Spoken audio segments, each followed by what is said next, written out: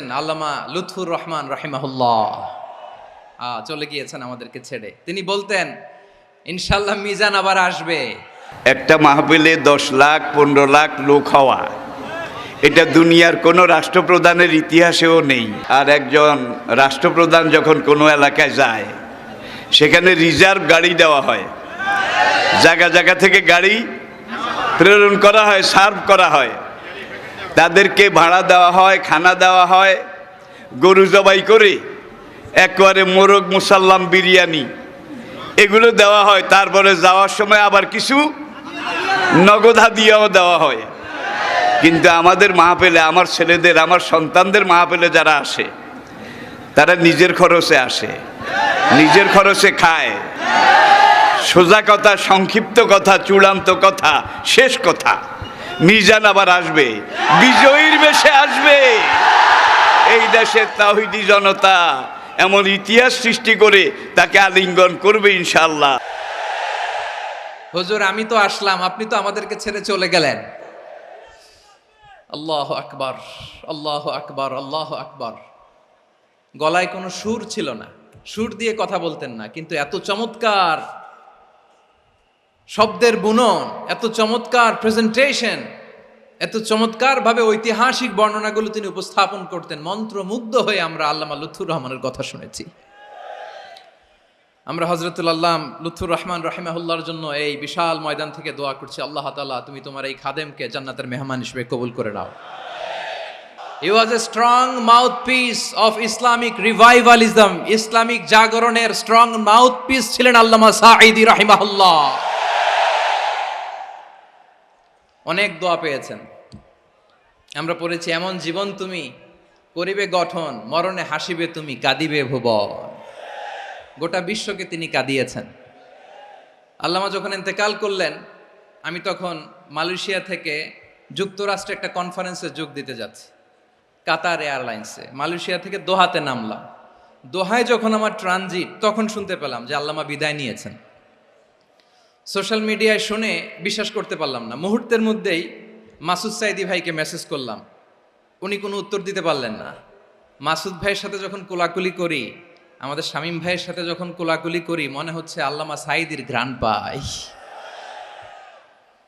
শরীরটা লিটারালি কাঁপছিল, নিজেকে মানাতে পারছিলাম না, বিশ্বাস করতে পারছিলাম যে আসলে আল্লামা বিদায় নিয়েছেন। ইন দ্য মিন টাইম আমার সেকেন্ড ফ্লাইট, দোহা টু নিউ ইয়র্ক, 12 ঘন্টার ফ্লাইটে উঠলাম। ইন্টারনেট থেকে বিচ্ছিন্ন হলাম। নামার পরে শুনলাম আল্লাহু আকবার, যেখানে ওনাকে কবরস্থ করার কথা ছিল সেখানেও কবর দিতে দেয়া হয় নাই। ছবিগুলো দেখতে লাগলাম, হাসিমাখা মুখ, হাসিমাখা নিথর দেহটা, মরণে হাসিবে তুমি, কাঁদিবে ভুবন। From east to west, from north to south, the entire globe, গোটা বিশ্ব ওনার জন্য কেঁদেছে, গোটা বিশ্ব কেঁদেছে। কাবার গিলাফ ধরে ধরে মানুষ চিৎকার করেছে। এর চেয়ে শ্রেষ্ঠ মৃত্যুকার হতে পারে? আমাদের আল্লামার আর কি পাওয়ার ছিল বলেন? আর কি পাওয়ার ছিল? কুল্লু নাফসিন যায়িকাতুল মাউত, যারাই দুনিয়াতে আসবে তারা ইন্তেকাল করবে, এটা আমরা মেনে নেই, এটা আমরা জানি। কিন্তু অবাক করা বিষয় হচ্ছে, আমরা আজও জানি না আমাদের আল্লামার মৃত্যু কি স্বাভাবিক হয়েছে নাকি এটা পরিকল্পিত মেডিকেল কিলিং ছিল। এটা যে পরিকল্পিত মেডিকেল কিলিং ছিল, এটা ধারণা করার পেছনে অনেক কারণ আছে। তিনি আধিপত্যবাদের বিরুদ্ধে সোচ্চার ছিলেন, ফ্যাসিবাদের বিরুদ্ধে সোচ্চার ছিলেন, রাজনৈতিক প্রতিহিংসার শিকার ছিলেন। এজন্য এটা মেডিকেল কিলিং হতে পারে এ ধারণা আমরা করতেই পারি। আওয়াজ করে বলেন ঠিক কিনা? যেই সময়টা আমরা কাটাচ্ছি, এত সুন্দর সময় বাংলাদেশ আর পাবে না। আমাদের জন্মের পর থেকে এরকম চমৎকার সময় আমরা পাই নাই। এটাই আসল সময়। আমরা ইন্টারিম গভর্নমেন্টের কাছে দাবি জানাই, উচ্চতর তদন্ত কমিটি করে এটা কি হত্যাকাণ্ড ছিল নাকি স্বাভাবিক মৃত্যু ছিল, এই রিপোর্ট গণমানুষের কাছে প্রচার করে জানাতে হবে। এই দাবির সাথে কি সবাই আপনারা একমত? কারা কারা একমত হাত তুলে দেখান।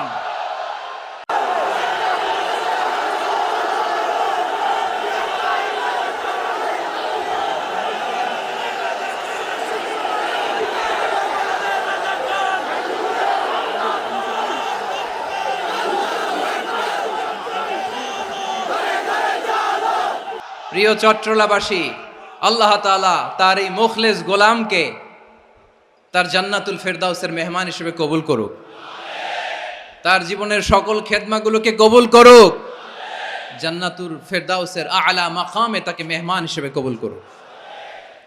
হযরতুল আল্লাম শহীদ মরহুম আল্লামা দেলওয়ার হোসেন সাঈদী রাহিমাহুল্লাহ, ওনার স্মৃতি বিজড়িত আজকের এই ঐতিহাসিক প্যারেড ময়দানের তাফসিরুল কোরআনের প্রোগ্রামে সব আছে, স্টেজ আছে,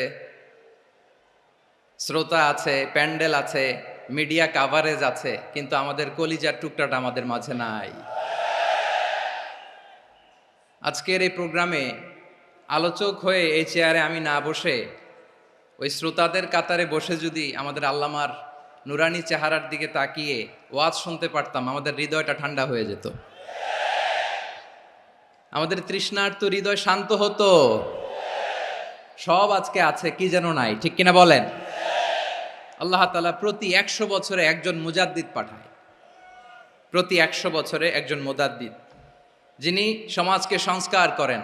আল্লামা দেলওয়ার হোসেন সাঈদী রাহিমাহুল্লাহ ছিলেন তেমন একজন মুজাদ্দিদ। চিৎকার করে বলেন ঠিক কিনা? উনি শিরক বিদআতের আস্তানাকে তছনছ করে দিয়েছেন, তাওহীদের বাণীকে সমুন্নত করেছেন, গণমানুষের কাছে তাফসিরুল কোরআনকে জনপ্রিয় করেছেন। আজীবন তিনি ইসলামকে বিজয়ী শক্তি হিসেবে দেখার স্বপ্ন দেখতেন। এত প্রাঞ্জল ভাষা, এত চমৎকার আধুনিক প্রেজেন্টেশন, গণমানুষের কাছে কোরআনের তাফসিরকে এভাবে জনপ্রিয় করে তোলার মতো ব্যক্তিত্ব আল্লামা সাঈদী ছাড়া দ্বিতীয় কেউ এই বাংলার ভূখণ্ডে নাই। এই যে তাফসিরুল কোরআন, এই যে টার্মিনোলজি, এই টার্মটাই উনি আসলে জনপ্রিয় করেছেন। আমরা আগে জানতাম না যে এভাবে তাফসির করা যায়, এভাবে scientific indications of the Holi কোরআনকে মানুষের কাছে পেশ করা যায়, এভাবে এত জীবন ঘনিষ্ঠ করে, এত ইন্টারেক্টিভ করে কোরআনের কথাগুলো মানুষের কাছে উপস্থাপন করা যায়। উনি অন্যায়ের বিরুদ্ধে সবসময় সোচ্চার ছিলেন, প্রতিবাদী কণ্ঠস্বর ছিলেন। ওনার আলোচনা শুনলে দেহের রক্ত টকবক করে ফুটতে থাকতো। আল্লাহু আকবার, আল্লাহু আকবার, আল্লাহু আকবার। He was a strong mouthpiece of Islamic revivalism. Islamic জাগরণের স্ট্রং মাউথপিস ছিলেন আল্লামা সাঈদী রাহিমাহুল্লাহ।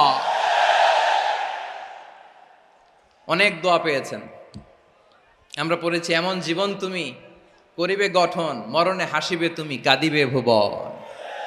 গোটা বিশ্বকে তিনি কাঁদিয়েছেন।